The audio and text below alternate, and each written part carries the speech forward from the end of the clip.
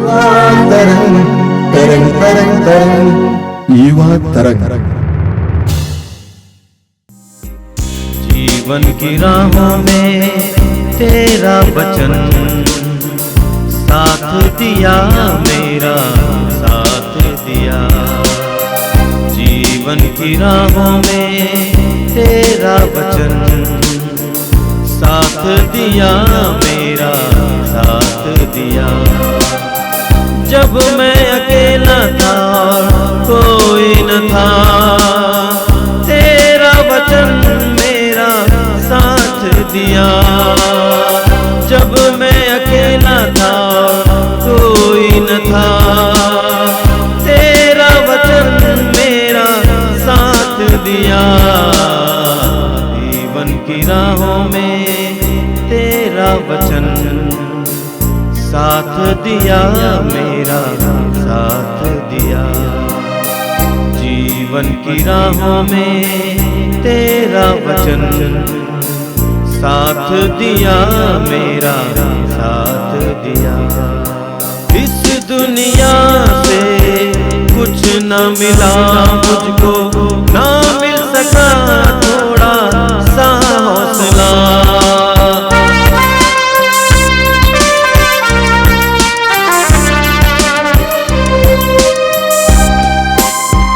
इस दुनिया से कुछ न मिला मुझको, ना मिल सका थोड़ा सा हौसला।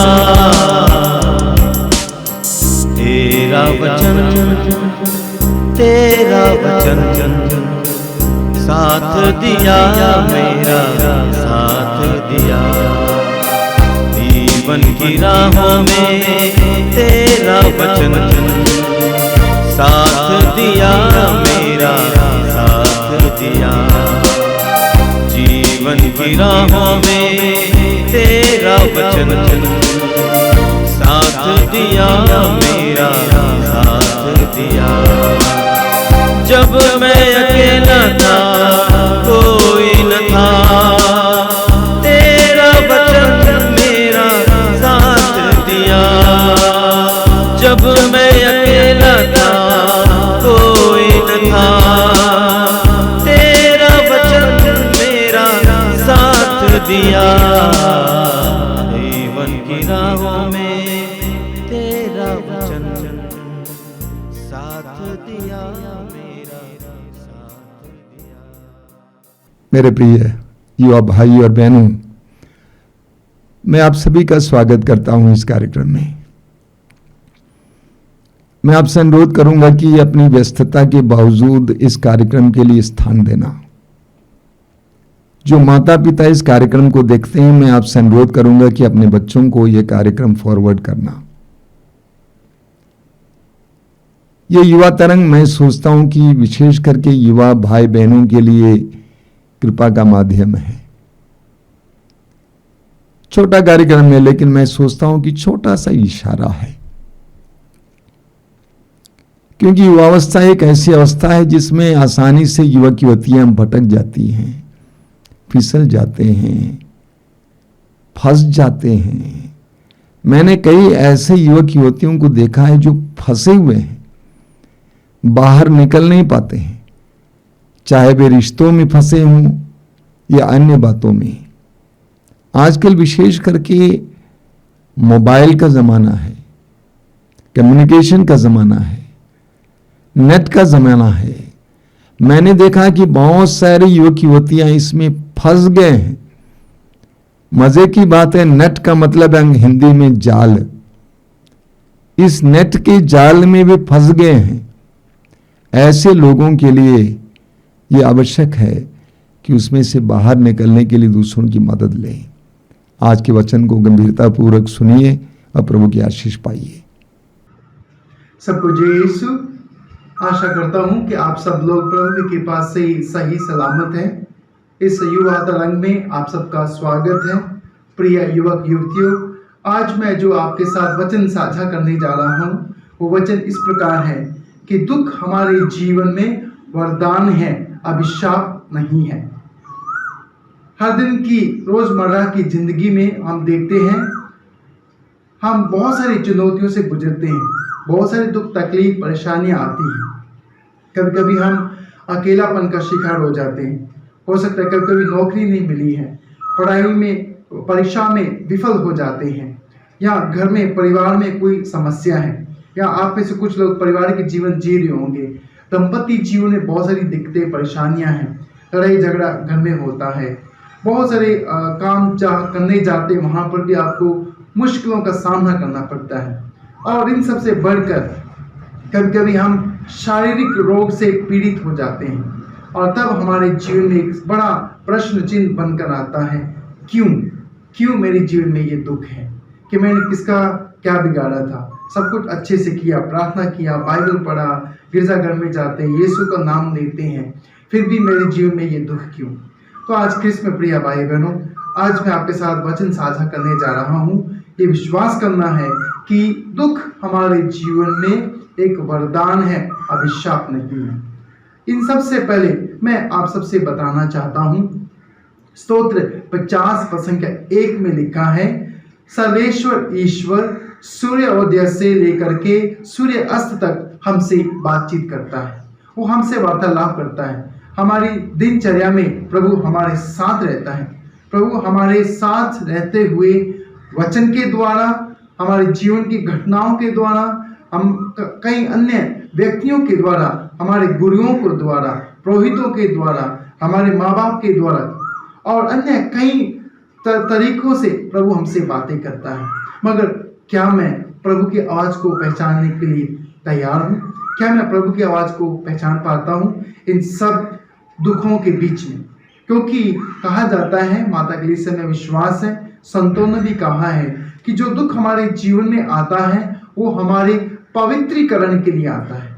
Suffering comes in our life to bring sanctification in our life. मगर हम क्या सोचते हैं कि मेरे जीवन में जो दुख आया है मेरे पापों के कारण आया है, लगता है मेरे माँ बाप ने कुछ गलत किया होगा, हो सकता है किसी ने मेरे ऊपर जादू टोना कर दिया है, इसलिए मेरे जीवन में आज ये विपत्तियां आ गई हैं। नहीं, ख्रिस्त में प्रिय भाई बहनों, आज ये समझना है कि आज के बाद जब आपके जीवन में दुख आएगा, आपको अपने दुखों पर गर्व करने की जरूरत है। आपको अपने दुखों पर हिम्मत बांधना है। जैसे संत पौलुस ने कहा कि मैं आए दिन हम दुखों से घिरे रहते हैं, चारों तरफ से हम दबाए जाते हैं दुखों से, मगर हम हिम्मत नहीं आते हैं, क्योंकि हमारी हिम्मत ताकत प्रभु यीशु है, जिस नाम में हम विश्वास करते हैं। हाँ कृष्ण में प्रिय भाई बहनों, हम पढ़ते हैं प्रेरित चरित्र अध्याय 16 पद संख्या 31 में बहुत सुंदर वचन है कि आप यीशु मसीह में विश्वास करो,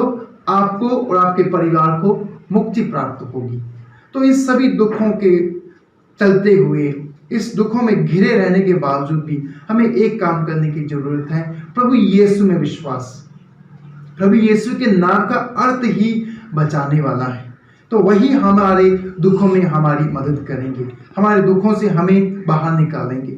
हम पढ़ते हैं इब्रानियों के नाम पत्र में अध्याय 5 पद संख्या 8 में कि प्रभु यीशु ने भी हमारे लिए दुख सहा है, उन्होंने दुख सहकर सहानुभूति हमारे साथ रखना सीख लिया है। देखिए प्रभु हमारे कितने महान हैं कि वो ऐसी शिक्षा तभी देते हैं जो खुद वो उनसे गुजरे हैं। तो आज प्रभु यीशु हमारे दुखों में हमारे साथ सहानुभूति रखते हैं, क्योंकि उनको मालूम है दुख क्या होता है, पीड़ा क्या होती है, दर्द क्या होता है। और हम कभी कभी सोचते हैं कि कोई नहीं जानता है मैं किस दर्द से गुजर रहा हूँ, कोई नहीं जानता मेरी परिस्थिति क्या है, मेरी परिस्थिति से कोई भी वाकिफ नहीं है। मगर आज से आपको ये सोच को बदलना है कि आपकी दुख तकलीफ परेशानियों से एक व्यक्ति है इस दुनिया में जो आपके दुख दर्द पीड़ा को समझता ही नहीं बल्कि सहानुभूति भी रखता है, वो केवल प्रभु यीशु है। उस प्रभु यीशु में आपको विश्वास करना है।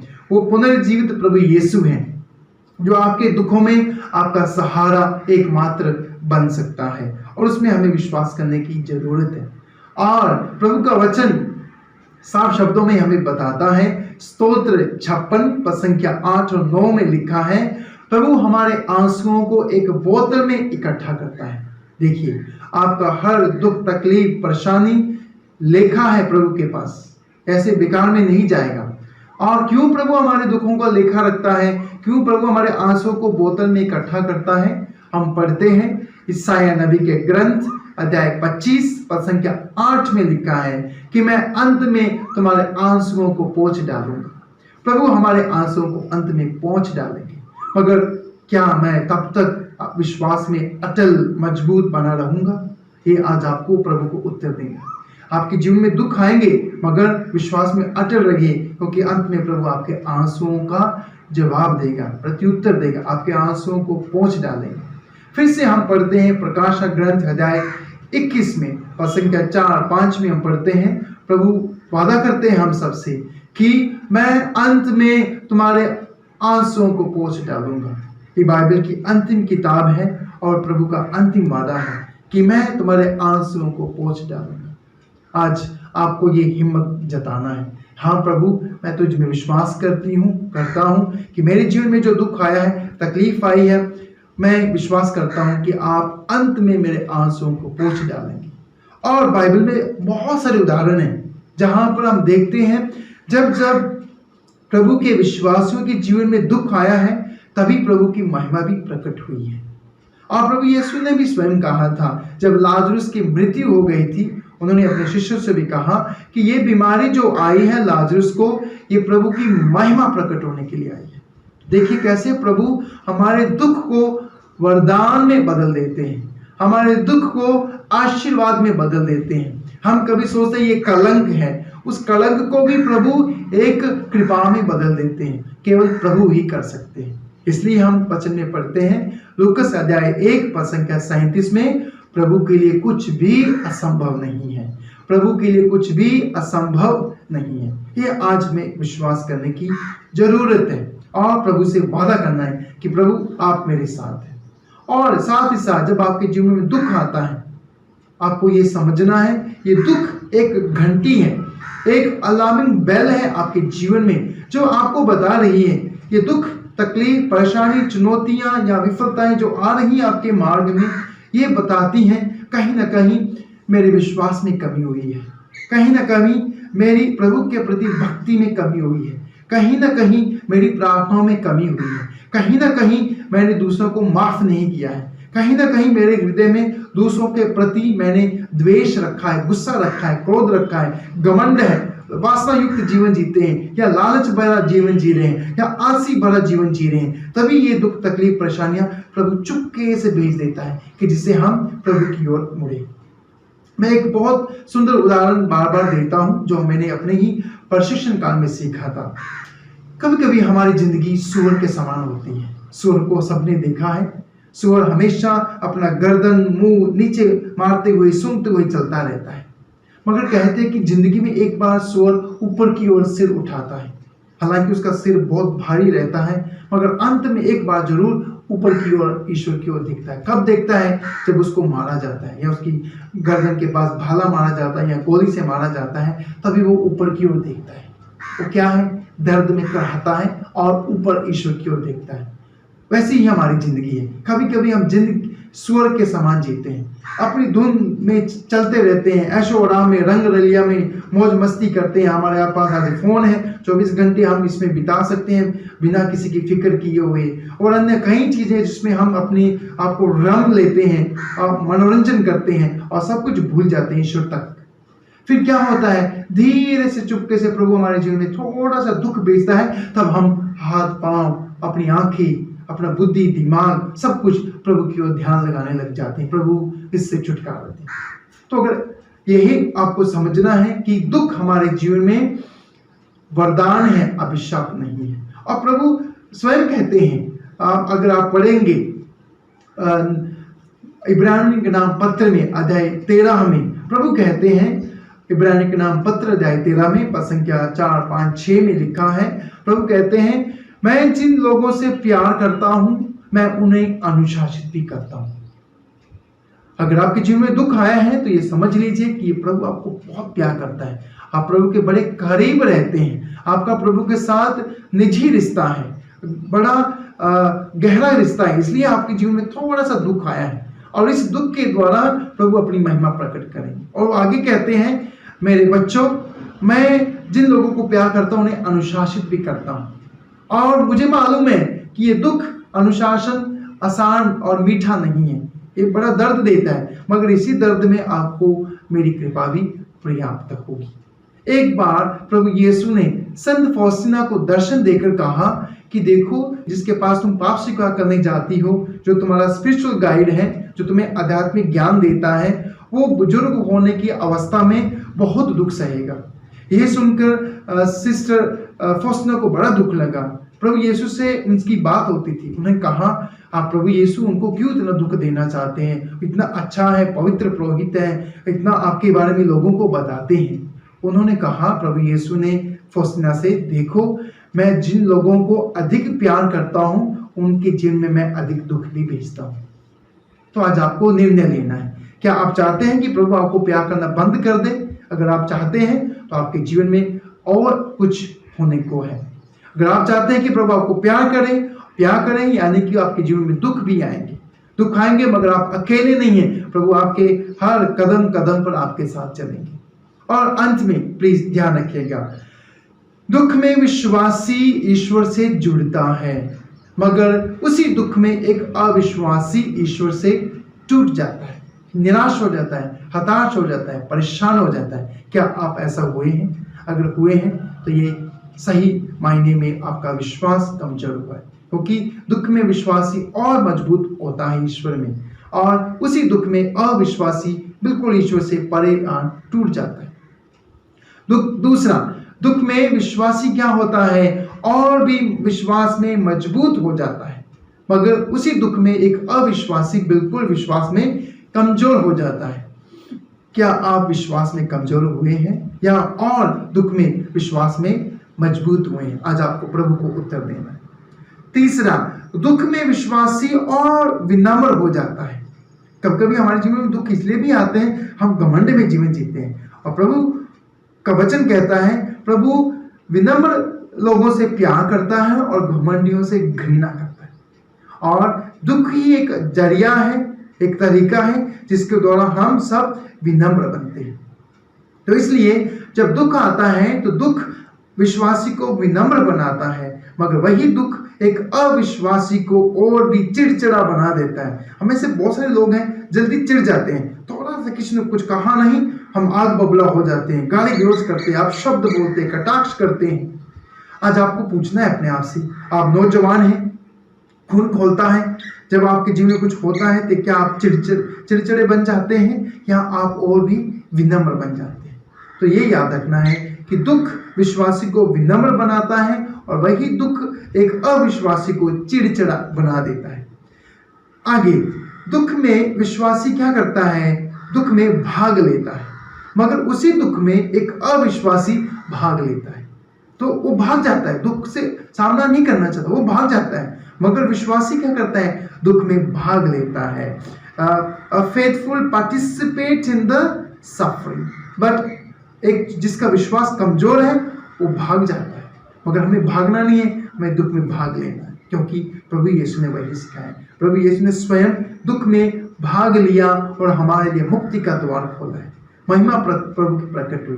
तो आज वही हमें करना है। प्रभु का वचन रोमियो का नाम पत्र अध्याय 8 पद संख्या 28 में कहता है, प्रभु सब कुछ अंत में भलाई में बदल देता है। ये विश्वास करना है। Finally everything works for good. अगर आज आप किसी परिस्थिति से गुजर रहे हैं जो आपके विपरीत है, आपके सपने टूट चुके हैं, आप निराश हो चुके हैं, हो सकता है कभी कभी किसी का ब्रेकअप हो जाता है, लाइफ में अकेलापन के शिकार हो जाते हैं, नशे की लत लगी हुई है, कभी कभी सोचते हैं कि नशा एक ऐसा जरिया है जिसके द्वारा हम अपने दुखों से बाहर आ सकते हैं। नहीं, आप अपने आप को मूर्ख बना रहे हैं। आपको दुख से बाहर आना है, एक ही मार्ग है, प्रभु यीशु। यीशु नाम से ही हमारी सारी व्याधाएं दूर हो जाएंगी। एक बहुत सुंदर गीत है, आपने सुना होगा, यीशु यीशु बोल तेरी व्याथा कट जाएगी, यीशु यीशु बोल तेरी व्याथा कट जाएगी, व्याथा कट जाएगी, सहारा मिल जाएगा, व्यथा कट जाएगी, सहारा मिल जाएगा, यीशु यीशु बोल तेरी व्यथा कट जाएगी। तो आज हमें यीशु यीशु नाम जपना है। यीशु नाम से ही आपकी व्यथा कटेगी। नशे से आपकी व्यथा नहीं कटेगी, घृणा से आपकी व्यथा नहीं कटेगी, क्रोध से आपकी व्यथा नहीं कटेगी, अंदर गुस्सा है, माफ नहीं किया, उससे आपकी व्यथा नहीं कटेगी। अन्य कहीं बाबा के पास जाकर हथेली दिखाकर या जादू टोना करने से, कहीं और जाके माथा टेकने से आपकी व्यथा नहीं कटेगी। एक ही नाम इस दुनिया में दिया गया है जिसके द्वारा आपकी व्यथा कर सकती है, वो है प्रभु यीशु। यही हम पढ़ते हैं प्रेरित चरित अध्याय 4 पद संख्या 12 में। पेतरुस कहते हैं, इस आकाश के तले और कोई नाम नहीं दिया गया है, केवल यीशु नाम में हमारी मुक्ति संभव है। क्या आप उस मुक्ति का अनुभव करना चाहते हैं? करना चाहते हैं तो विश्वास करना है कि दुख मेरे जीवन में वरदान है, अभिशाप नहीं है। आगे दुख में विश्वासी क्या करता है? दुख को सहन करता है, मगर उसी दुख में एक अविश्वासी दुख को झेलता है। आप में से किसी को मैं आके पूछूंगा आपकी जिंदगी कैसी चल रही है, कुछ लोग आके कहते हैं फादर जी मत पूछिए, धक्का मुक्का चला रहे हैं, किसी पीटी चल रही है, झेल रहे हैं, क्या करें, किस्मत में ये लिखा था। अब हथेलियों को कौन बदल सकता है, रेखाओं को कौन बदल सकता है, ये मेरे पल्ले पड़ गई, ये मेरे पल्ले पड़ गया, ये ऐसा है वैसा है, झेल रहे हैं। नहीं, एक विश्वासी को अपनी सोच को बदलने की जरूरत है। जब मैं प्रशिक्षण काल में था, हमारे गुरुओं ने हमसे कहा, सोच बदलो, इंसान बदल जाएगा। आज आपको वही करना है, अपनी सोच को बदलना है और इंसान और आपकी परिस्थिति भी बदल जाएगी। इसलिए क्या करना है? दुख को सहन करना है, झेलना नहीं है। जो आपके साथ जीवन साथी, आपका जो जिसके साथ जीते हैं, उसको झेलना नहीं है, उसको स्वीकार करना है। यही प्रभु ने हमें सिखाया है कि प्रभु हमें बिना शर्त के प्रेम करते हैं। God loves us unconditionally, और हमें भी वही करने के लिए सिखाते हैं। आगे हमें ये विश्वास करना है कि दुख में विश्वासी आशावादी बनता है। दुख में विश्वासी आशावादी बनता है, उसी दुख में एक अविश्वासी निराशावादी बनता है।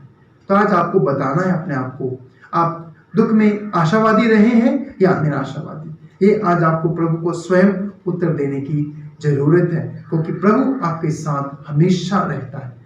अंत में एक और, दुख में विश्वासी सकारात्मक बना रहता है कि हाँ, ये दुख आया है, ये घड़ी आई है, बीत जाएगा, ये समय निकल जाएगा, उसके बाद दुख के बाद सुख आएगा, धूप के बाद छांव जरूर आएगी।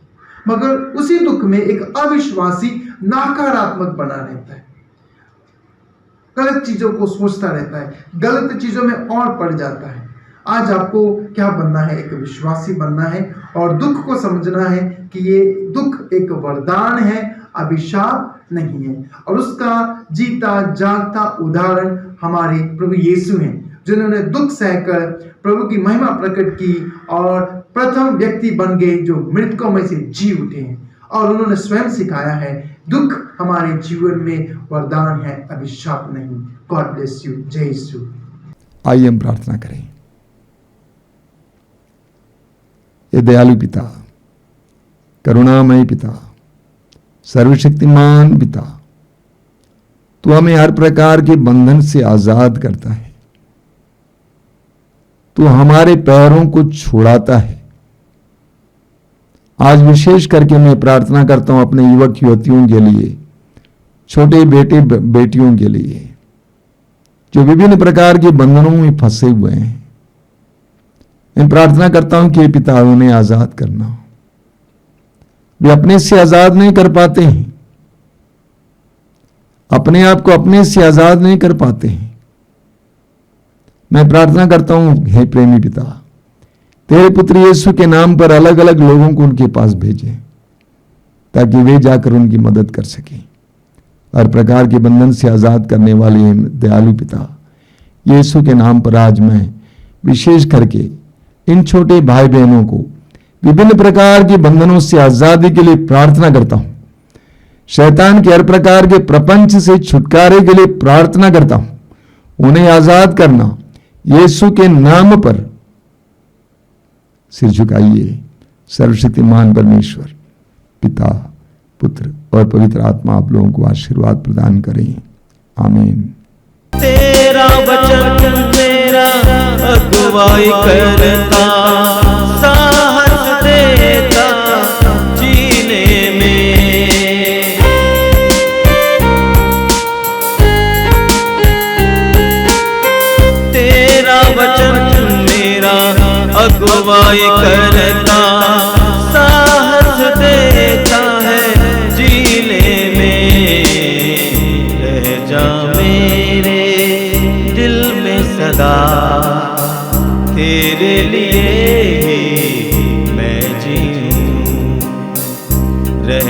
मेरे दिल में सदा तेरे लिए ही मैं जीऊं।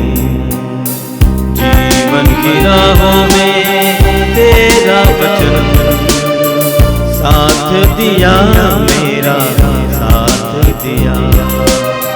जीवन की राहों में तेरा वचन साथ दिया मेरा, साथ दिया।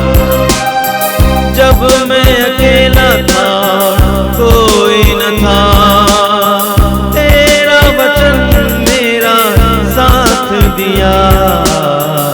जीवन की राहों में तेरा वचन साथ दिया मेरा, साथ दिया, साथ दिया मेरा, साथ दिया, साथ दिया।